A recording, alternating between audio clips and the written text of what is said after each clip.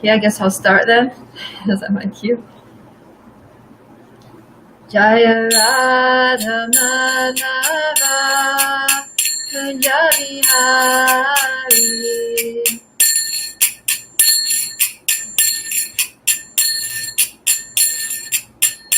Jaya Radha Madhava Punjabi Hari.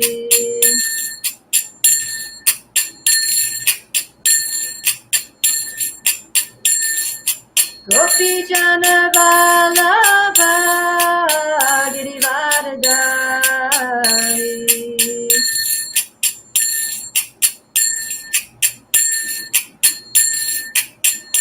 Jaya Gopi Jana Vallabha Girivardhari.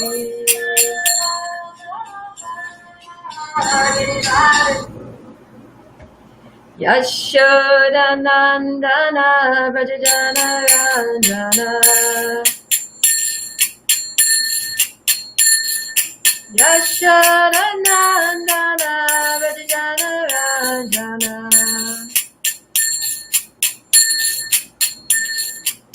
Yamuna Tira Vanachari.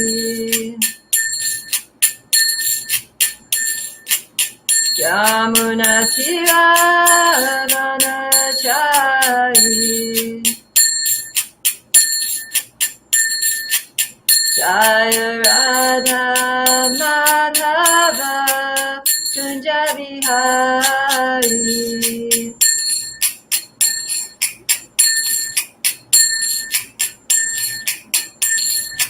Hare Krishna,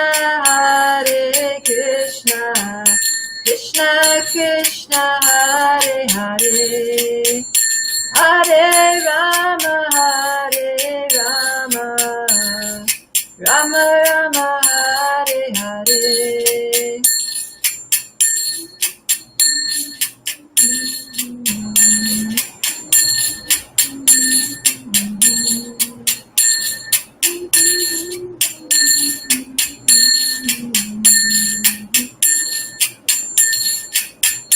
Hare Krishna,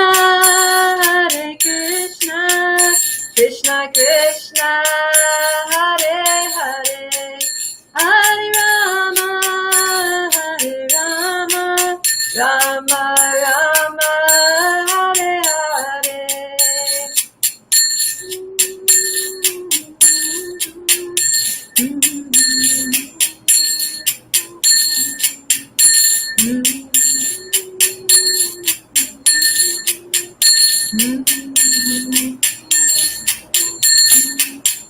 Jaya Prabhupada, Jaya Prabhupada.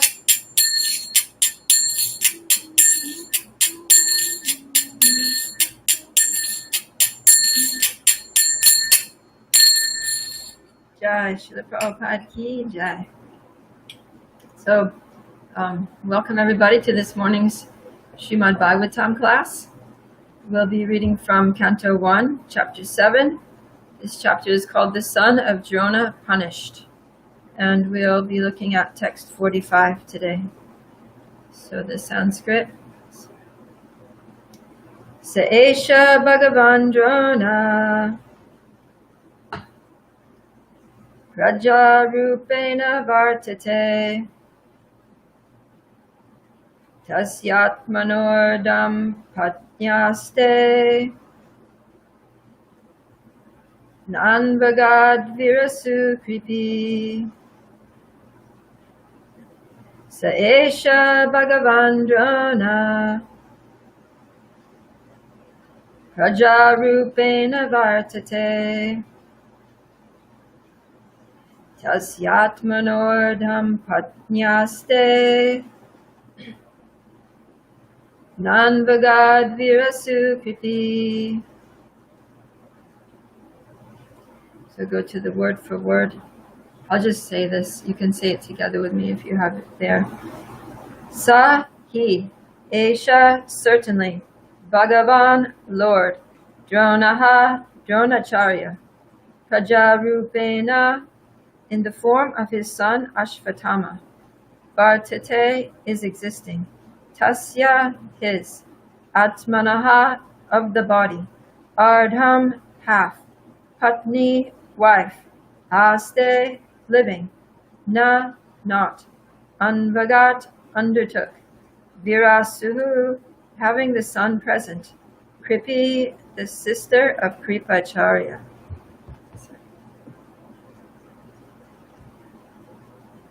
Translation and purport by His Divine Grace, A.C. Bhaktivedanta Swami Srila Prabhupada.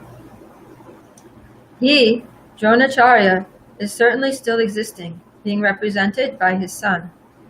His wife Kripi did not undergo a sati with him because she had a son. Purport.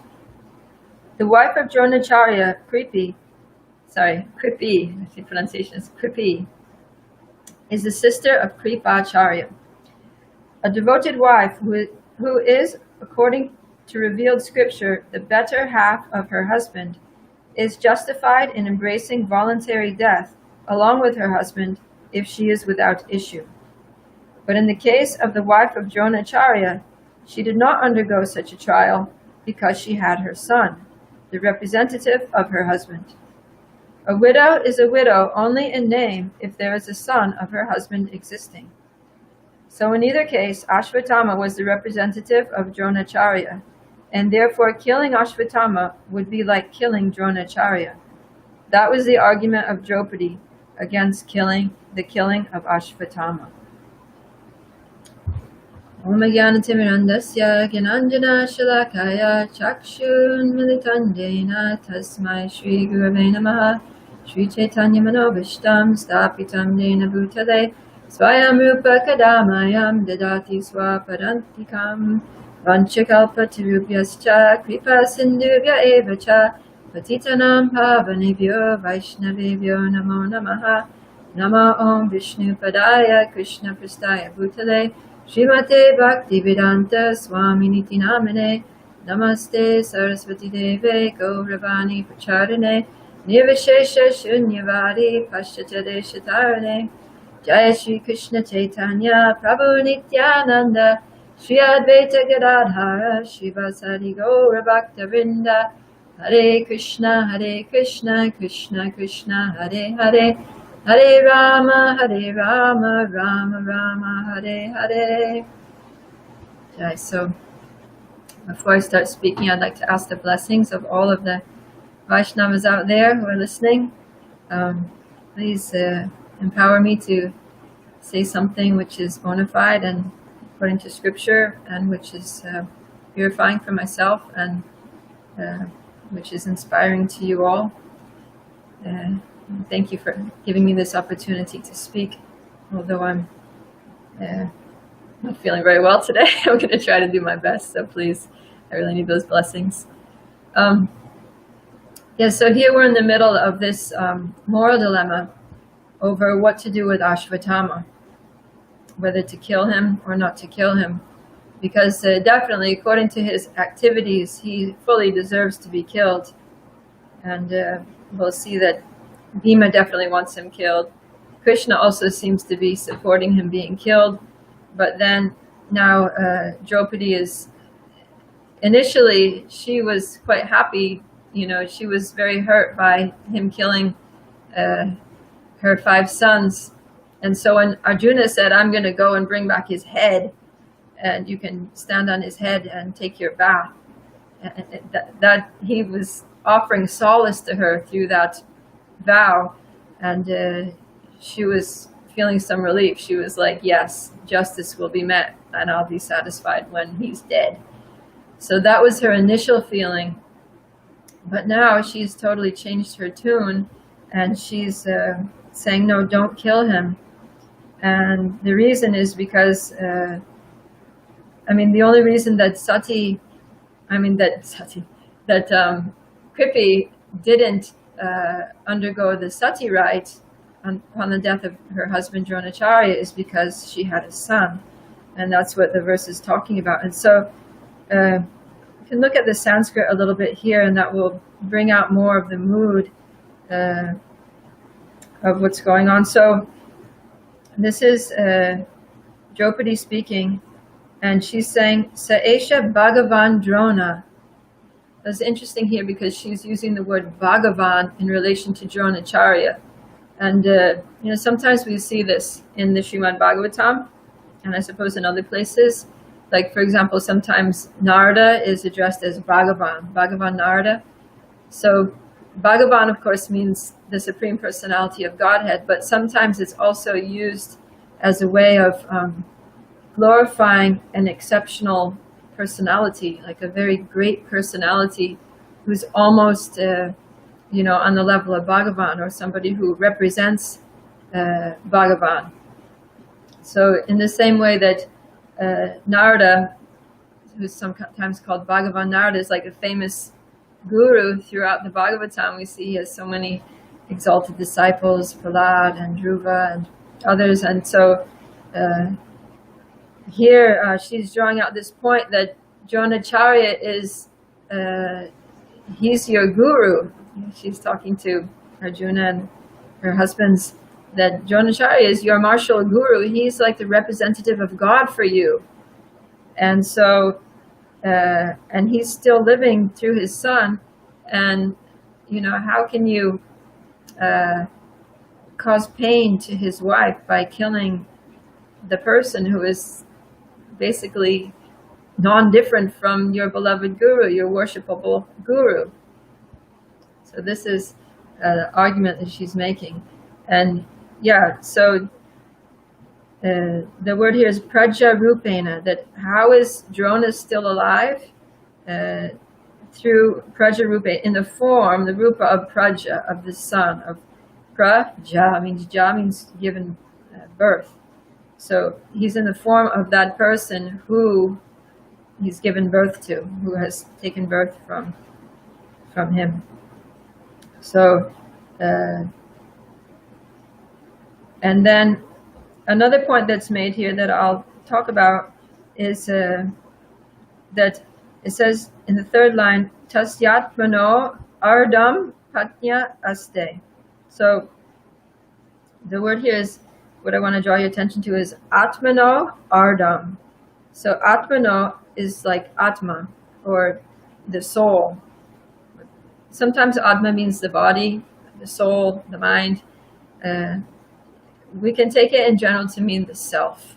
So atmana meaning the self, and arda meaning half. So he's saying that his wife, Kripi, is half of Dronacharya. She's half of his self. So this is very profound, and it's something that's repeated a few places in the Bhagavatam, this idea of the wife being the half of the husband's self. And I feel it's important for us to understand, because it's never that she's 30% or 40%. It's 50%. It means on a certain level, there's equality between husband and wife. It's not that she's less than him. It's 50-50, half and half. So it's not only that there's, equal on a spiritual level, as souls we're all equal, but material, the wife is so much inferior to the husband. No, that's not what the Bhagavatam is saying here. That even on a practical level, it's 50-50. And this is drawn out in the pastime of Kashyapa and Diti, where he talks a lot about that point, that the wife accepts many of the responsibilities, half of the responsibilities of the husband. And so the relationship between husband and wife is very much a balanced relationship of playing different roles but having equal responsibilities. It's not that one expects so much from the other and demands so much from the other but gives very little in return, or that one is sort of the subject and the other is just the object, that one is the possession of the other, or it's not like that. It's that both of them are subjects, both of them are people, with with needs and with feelings, and so yeah, there has to be balance. There has to be mutual respect, mutual relationships, and an understanding that, you know, husband and wife are, you know, they're in this together, and they're partners, and it's 50-50. And still Srila Prabhupada, whenever Srila Prabhupada translates this Atmano Ardam, he always says that the wife is the better half. That's what he says here in the purport. He says, a devoted wife who is, according to revealed scriptures, the better half. So then I was thinking of this. I was like, how is it that the wife is the better half? And then I remembered that when Arjuna, in the beginning of Bhagavad Gita, he's talking about his reasons for not fighting, and one of them is that you know, when the husbands are not there, then the women could be corrupted, and it's the women who you know, they basically maintain the religious practices of the family. They maintain family traditions and social welfare projects. And Srila Prabhupada says in another place that it's always that women always assemble in greater numbers whenever there's some kind of religious function. And also in my childhood, I remember that my mother, she was very active in our church, and she always had to kind of drag my father along. And it was sort of a common thing, you know, that the women were always more represented in the church and in the sort of religious activities in the community. And you know, the men were working, but the wives sort of you know, kept them on track, kept them, you know, sort of on the straight and narrow, so to speak. So that's one of the roles. And also we see in that pastime of Kashyapa and Diti, Srila Prabhupada describes the woman as the wife as the commander of the fort. And the fort that he's referring to is the husband's body. And so when the body is plundered by the senses, so he says that the senses are trying to plunder the very body of which they're a part and basically degrade it, then the wife protects the body from being smashed. That's Prabhupada's word. The wife protects her husband's body from being smashed by these plunderers of the senses.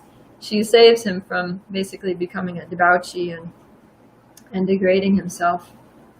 And also in the fourth canto, in the pastime of Paranjana, the wife is an allegory. So the wife symbolizes good intelligence, because Paranjana, he goes out hunting, and Prabhupada says that hunting is basically like represents the man's tendency for woman hunting.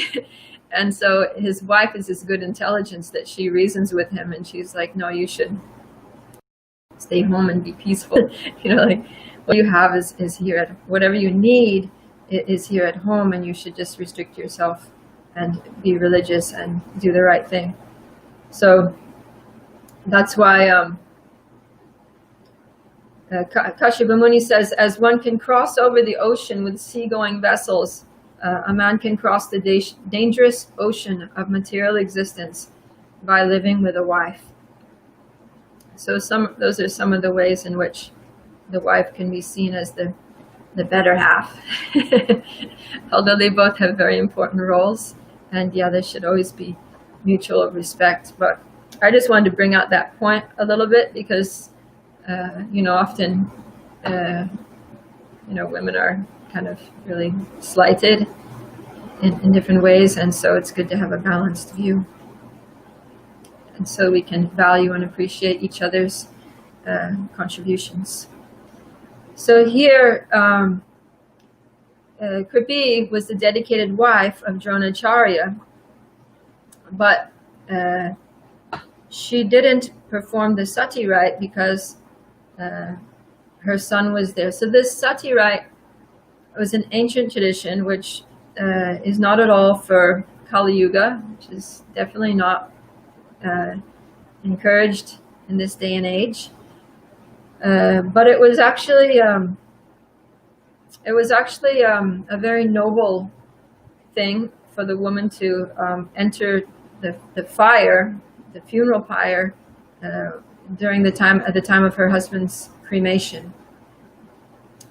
But Sati didn't take the vow. That's what it says here. Na anvagat. She didn't undertake it. And this word anvagat, it's a combination of like anu. The first part is anu. So anu means to follow. So in other words, she chose not to follow her husband, because the idea with the sati rite is that the husband is going to a certain destination after death, and when the wife enters into the funeral pyre, it means that she's going to follow him to the same destination.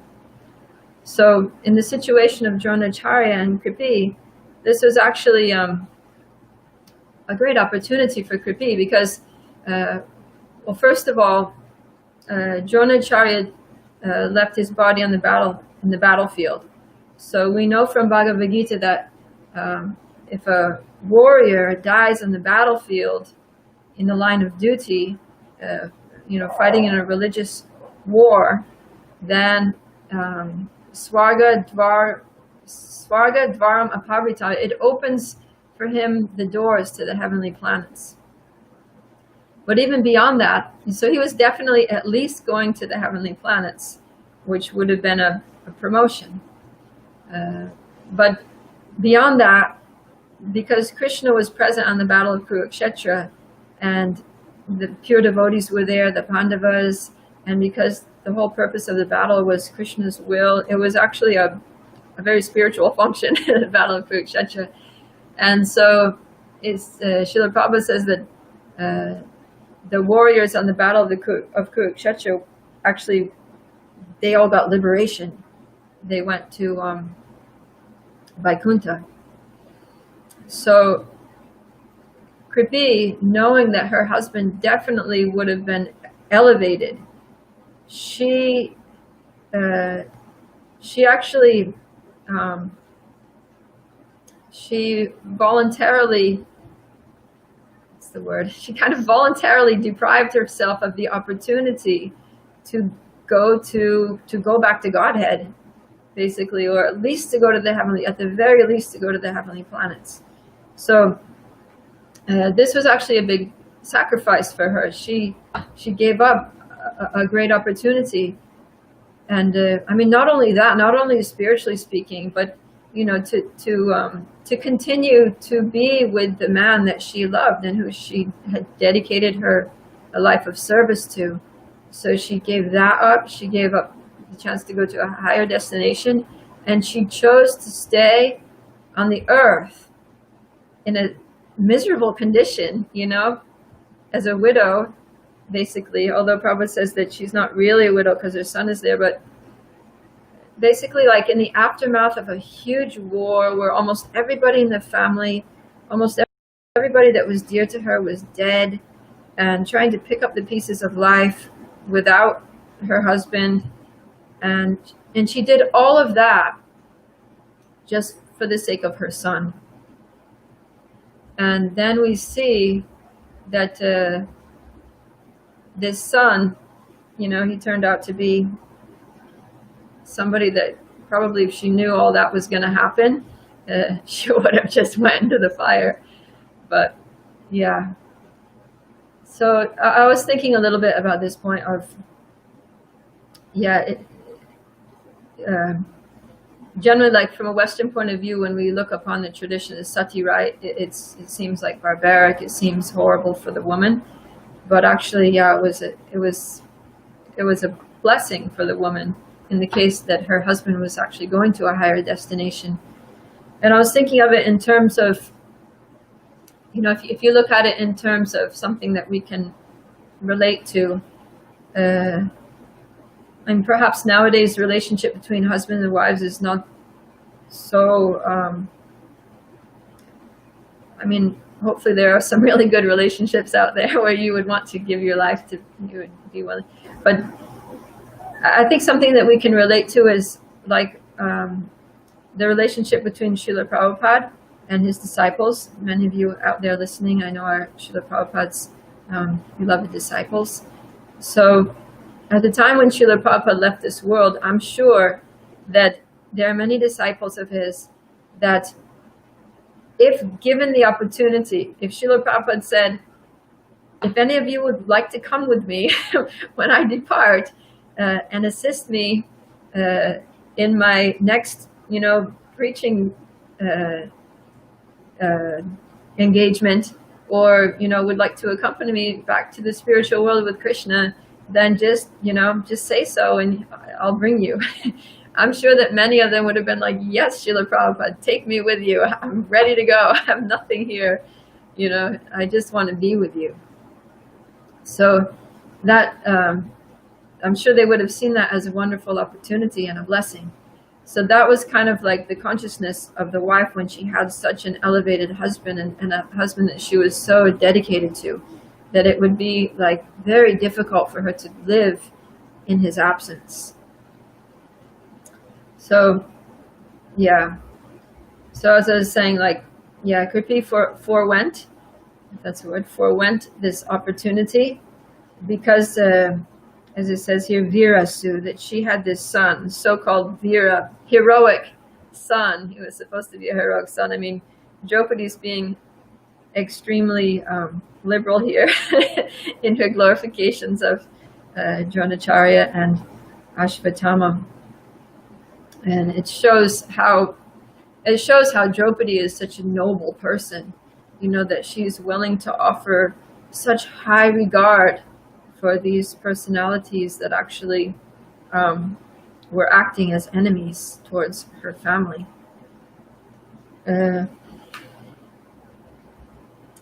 So here she's basically, so her argument here, there's a few different arguments that she's giving in this section. Her basic argument is that, you've already killed her husband. You've already killed Dronacharya. And now are you going to kill him twice? Are you going to kill him again by killing her son? You've already caused her so much pain. She's already grief-stricken at the loss of her husband. And I'm feeling the pain of the grief of losing my sons. Are you going to make her suffer in the same way that I am? At least I have my husbands, and I have 5 husbands. I have 5 husbands. But if you kill Ashvatthama, she'll have no husband, and she'll have no son either. And she'll have lost the opportunity to go back to Godhead, to follow her husband, because, the funeral's over, the fire's out, the ashes are cold, and she's just going to be basically left with nothing and with nobody. So Draupadi's speaking out of very deep compassion. Although initially she was pacified with the idea that Arjuna was going to go out and bring back Ashvatthama's head to get that sweet revenge. Now she's feeling empathy for Kripi.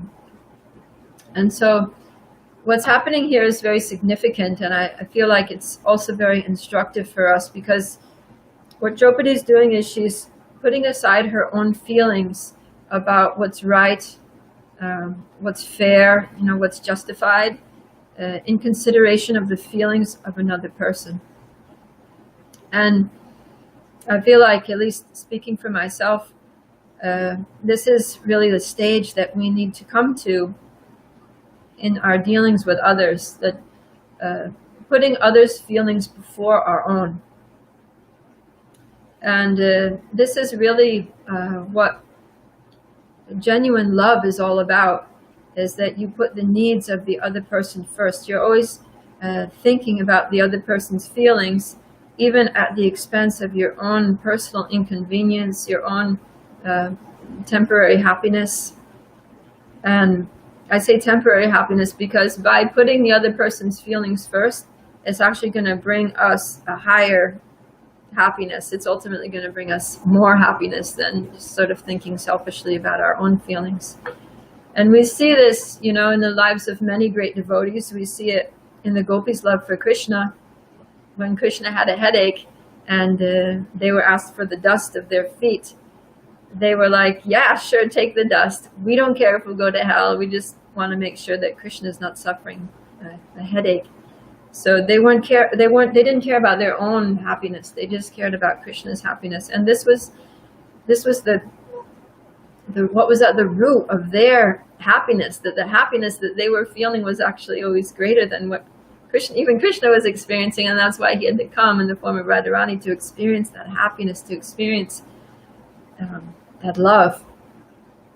And this also relates back to what I was talking about earlier, about husband and wife, that, you know, when the husband and wife put the feelings of the other above their own feelings, above their own happiness, then that actually makes for a wonderful relationship. I know I have a friend, and we were talking one day. She said that she had such wonderful parents. As a child, she doesn't remember one single instance where her parents had a fight.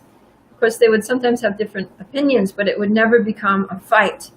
And later, when she was grown up and married, she asked her parents, like, how did you do it? You know, how did you manage to always be peaceful and always, you know, be very loving towards each other? And she said, her mother told her, well, it's very simple. She said, I was just always thinking of the needs of your father. I was always putting his happiness above mine, and just thinking how to, you know, keep him satisfied, how to make sure that he had everything that he needed. And he was also always putting my happiness above his own. He was always just concerned about my feelings, about, you know, making sure that I had everything that I needed.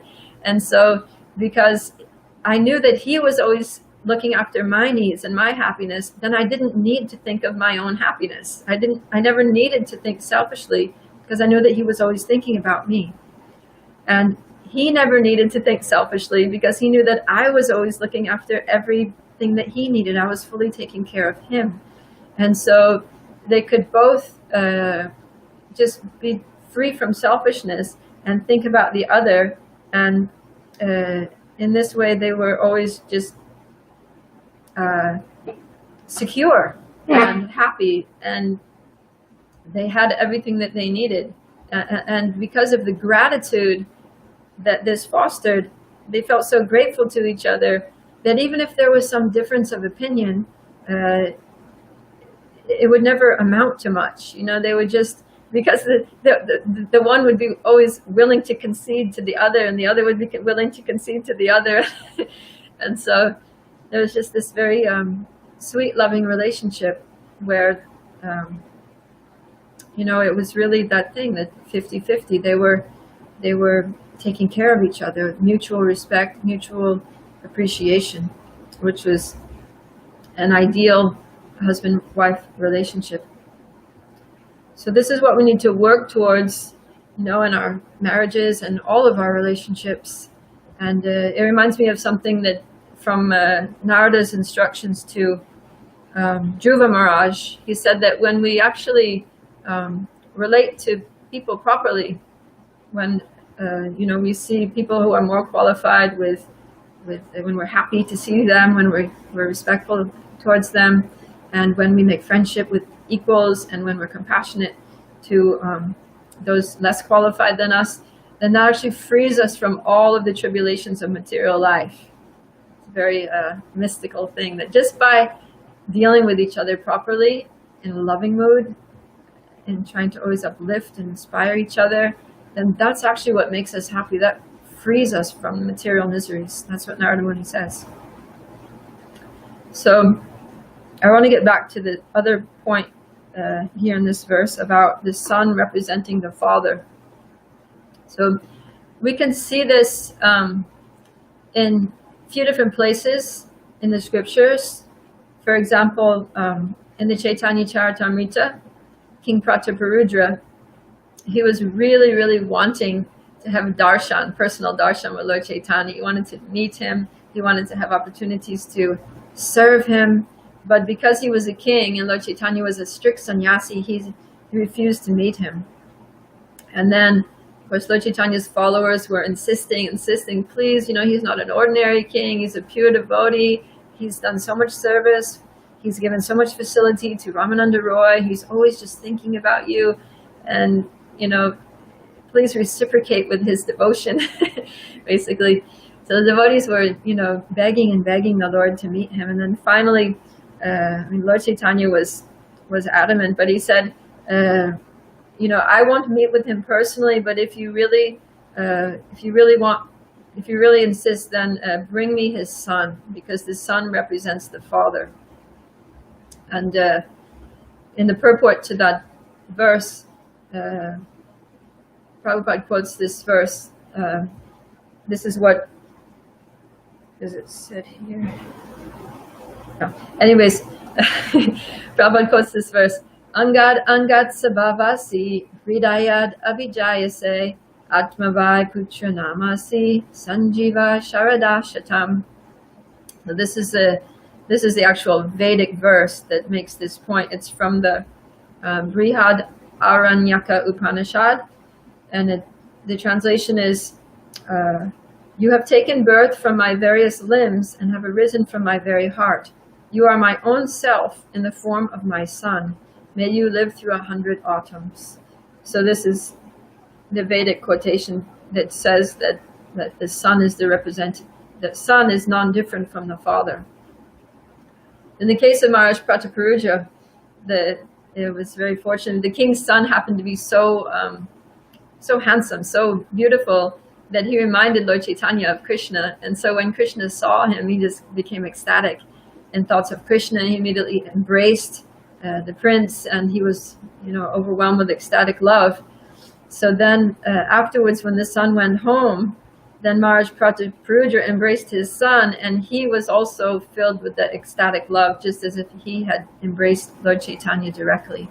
So we can see that not only is it a principle, but it's actually, in this case, it was actually a practical fact that the son was able to represent the father, and through the son, the father was able to feel that ecstatic, loving embrace of Lord Chaitanya.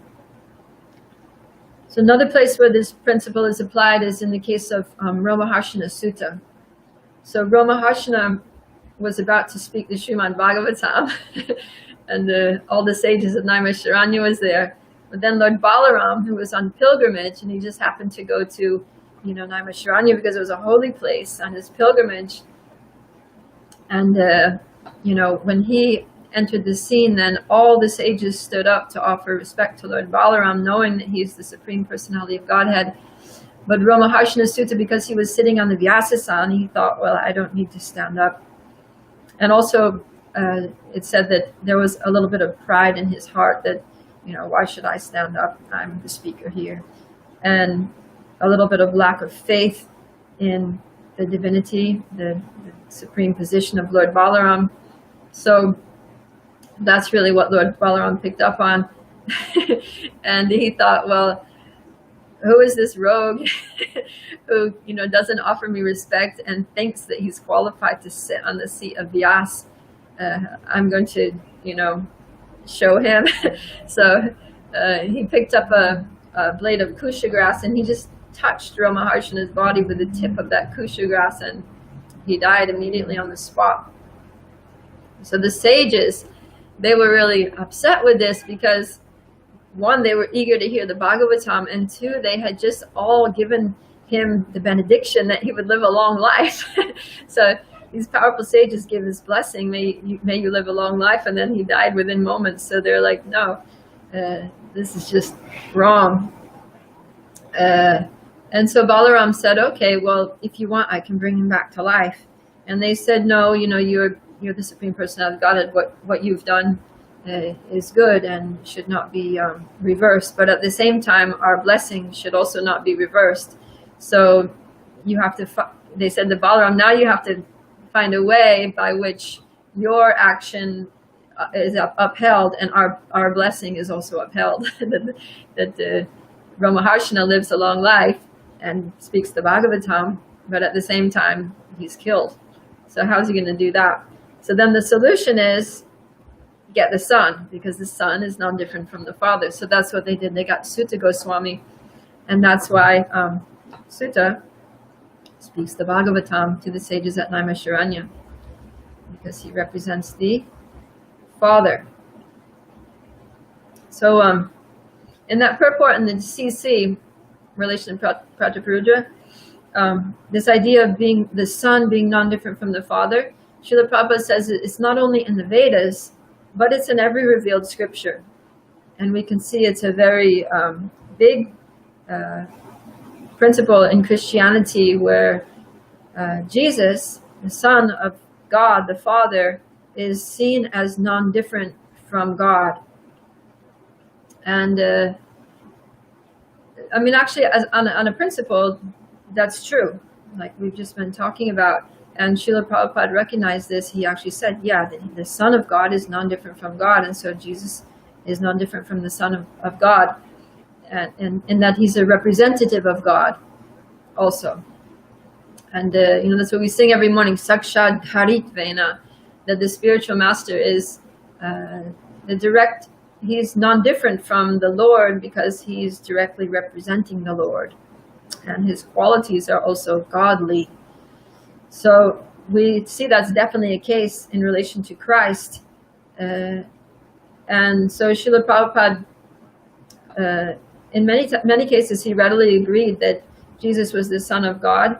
And he also would often add, I looked at a few conversations where Prabhupada talked about this. He would say that everyone is a son of God.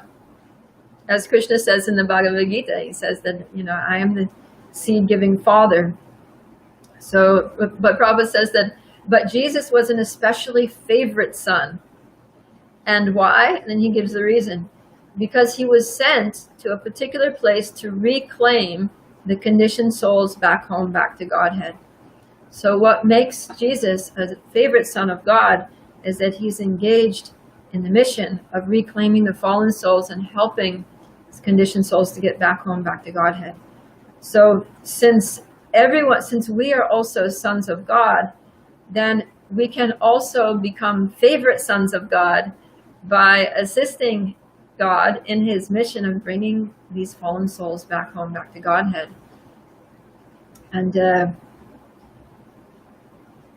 we can see that there have been many great devotees in the past of different faiths who, by dedicating themselves to serving the mission of God, have been empowered to do wonderful things. And of course, Jesus Christ was an example of this.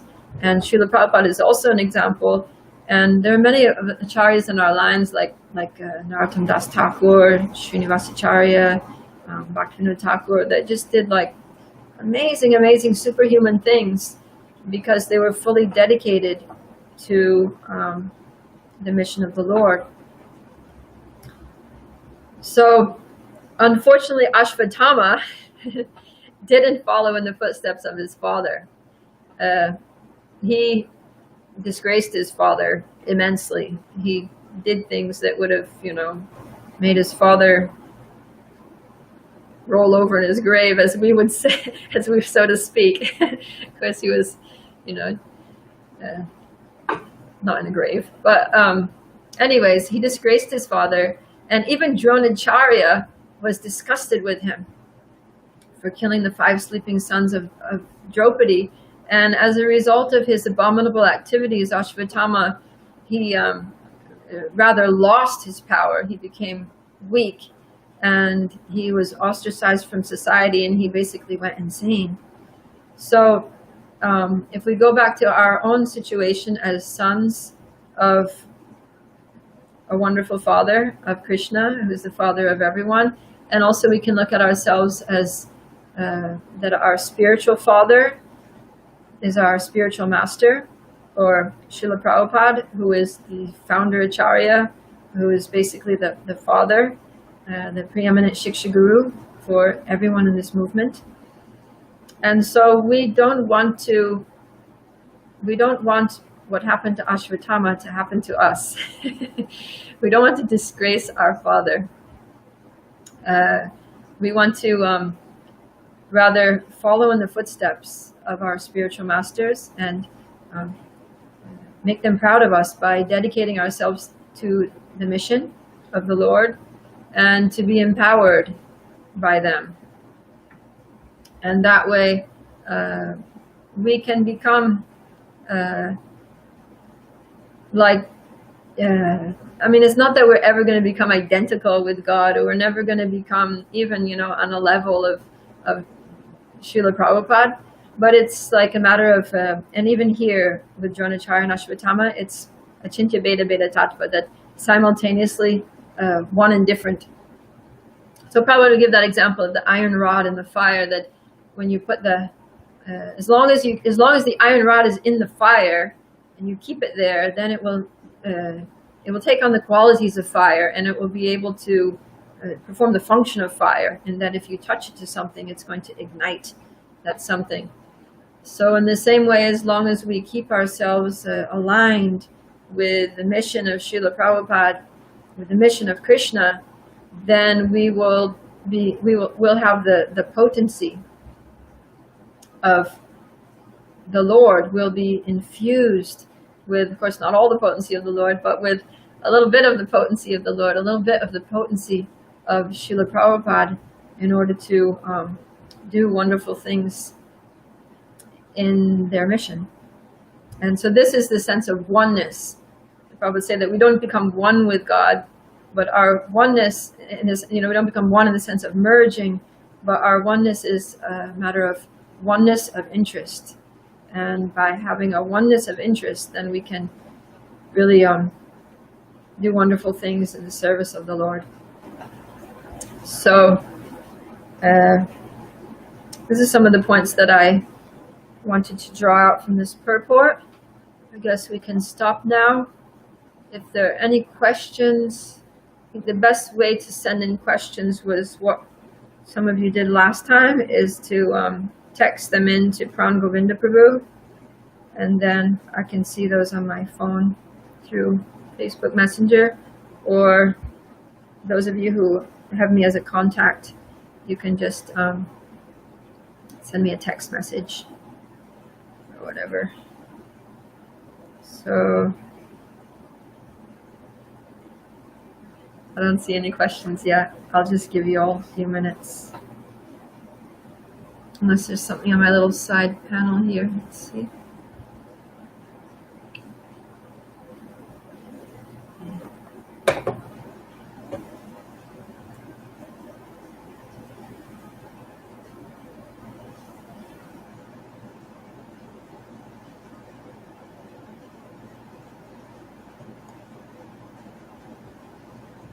Okay, somebody sent me a message. Let's see what we have here. All right, this unknown number, so I don't know who this is, mystery person. So the argument of the Christians, Jesus is the only Son of God. He offers salvation, but not back to Godhead. Okay, this is more of a comment than a question. So yeah, I mean, it's not that Jesus is the only Son of God. That, yeah, everyone is a son of God, and the extent to which we actually act as sons, not because as long as we're forgetful of Krishna, as long as we're not engaged in the service of Krishna, then we're basically estranging ourselves. So we're sons, but it's kind of like sons in name only. Like, what kind of son is that? If a parent has a son who sort of disconnects, from the family, who disowns their parents, doesn't keep in touch with them, doesn't care about them at all, then what kind of son is that? But to be a real son means to actually care about what the Father cares about. And what Krishna cares about is all these fallen souls who are suffering in the material world. And so, if we want to be real sons of God, then that's what we need to do. We need to take action to try to help them. And so, yeah, Srila Prabhupada definitely praised the qualities of Jesus. And the person says that Jesus offers salvation, but not back to Godhead. I wouldn't say that as a generalization. I wouldn't say that it's impossible for Christians to go back to Godhead. I think they can go back to Godhead, because we know that Krishna says, Tesham satati yuktanam bhajatam pratipurvakam. Dadami buddhi yogam tam yena mam upayantite. That to those who dedicate themselves, to those who are constantly devoted to serving me with love, I give the understanding by which they can come to me. So God is one. And so when Krishna says to those who constantly serve me with love, it doesn't mean that you have to be, an ISKCON devotee or even to know Krishna fully the way, we have knowledge from our scriptures of, Krishna, what he looks like, his name, form, qualities, pastimes. But anybody who actually devotes themselves to serving the Lord with love through any bona fide path, Krishna can give them the understanding by which they can come to him. He can reveal himself from within their hearts and enable them to go back home, back to Godhead. Okay, the person's saying, his instructions to all sons was become a spiritual master. Christians don't get that. Yeah, right. So the principle of Guru Parampara, that Jesus is a spiritual master, we should also become spiritual masters. Srila Prabhupada is our spiritual master, and his disciples became spiritual masters, and we also need to become spiritual masters. Lord Chaitanya wanted everybody to become a spiritual master. Whoever you meet, wherever you go, tell people about Krishna. In this way, become a spiritual master and deliver everyone in the land. Whether a Christian can realize Radha and Krishna, why not?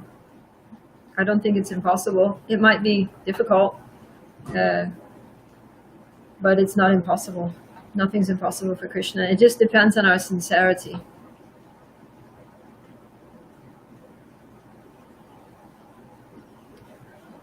So is there anything else?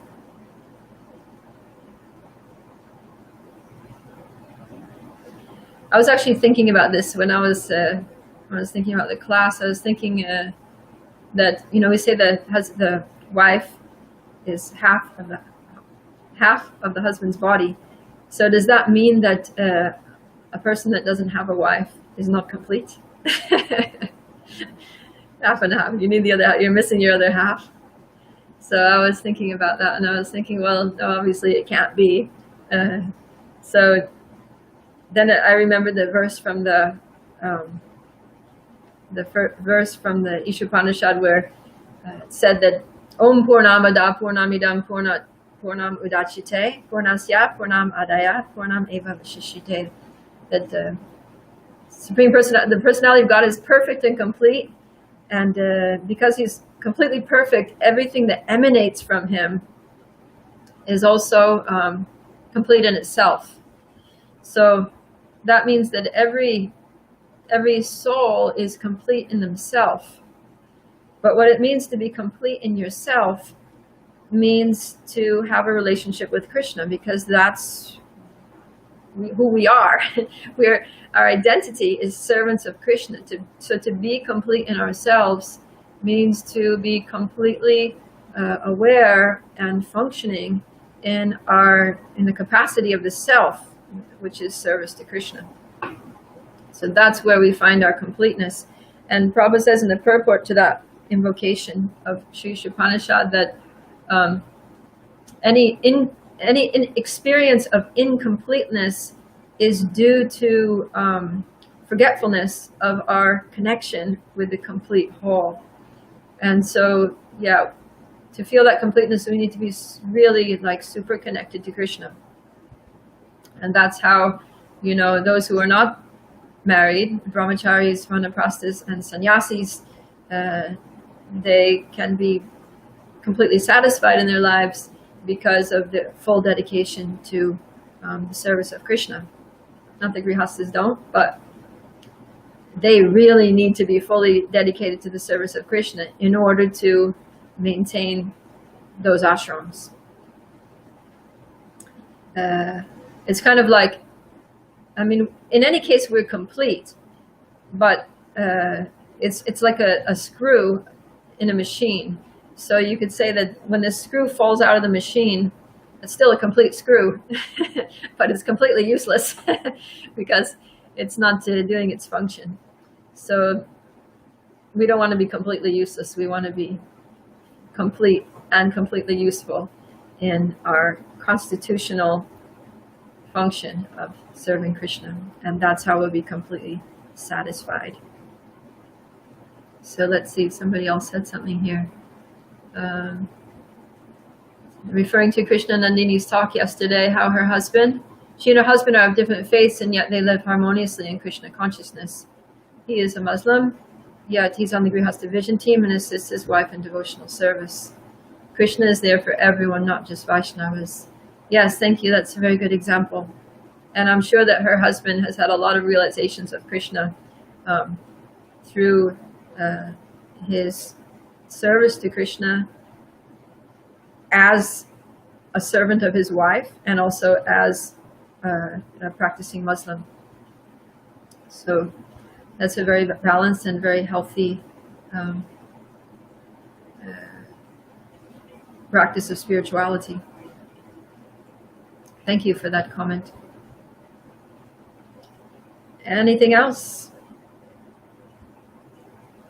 You guys usually have so many nice questions.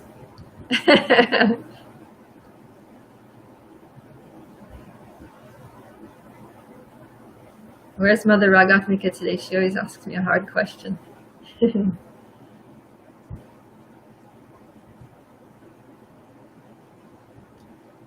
Okay, well, no more questions then. We'll wrap it up. Thank you very much for your kind attention. Oh wait, somebody says something here, last minute. Also in a relationship, the ideal is that each bring 100%, not half and half, but completeness. Yes, that's a very good point. So, yeah, that although the husband and wife are kind of like half and half, but in entering the relationship, you don't enter the relationship as a needy person who who's like dependent on that other person, to be your half, but that actually you are a whole person, that you're an integrated, complete person in yourself, and therefore you can bring 100% into the relationship. And so it's not like a half-broken person and another half-broken person coming together and trying to find completeness in each other. That's just going to end up being a disaster, because you're expecting too much. You're going to expect things from the other that the other can't deliver, and you're just going to be frustrated and dissatisfied. So you need to be a whole person, and the other person needs to be a whole person. And when you both come together as 100% whole people, then you can really then you can uplift each other in a way that goes beyond what you could do on your own. And you'll always be satisfied, because you were basically satisfied already, and now you're just contributing to something larger to yourself. So that's what Grihastha Ashram is about. It's about doing something wonderful. It's about two people working together to do something greater than they could do alone, and supporting each other, and really pleasing Krishna in a really big way. So something else came up here in my messages now. Someone says, it just seems very hard to think that others practicing other religions are actually devotees. Yeah, well, we just need to expand our minds a little bit and not be, we're always saying that we're non-sectarian, but are we? Many of us are so sectarian that it's ridiculous.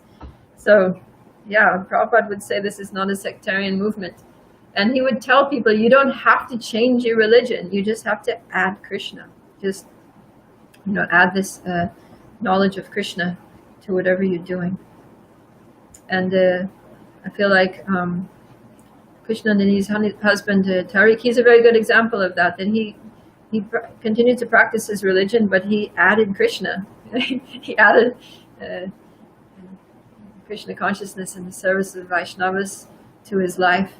And you can see that it has resulted in a wonderful, loving, and transcendental relationship, which has inspired many of us. They've helped many devotees in ISKCON and others in the non-ISKCON world out there to have happy marriages and transcendental relationships.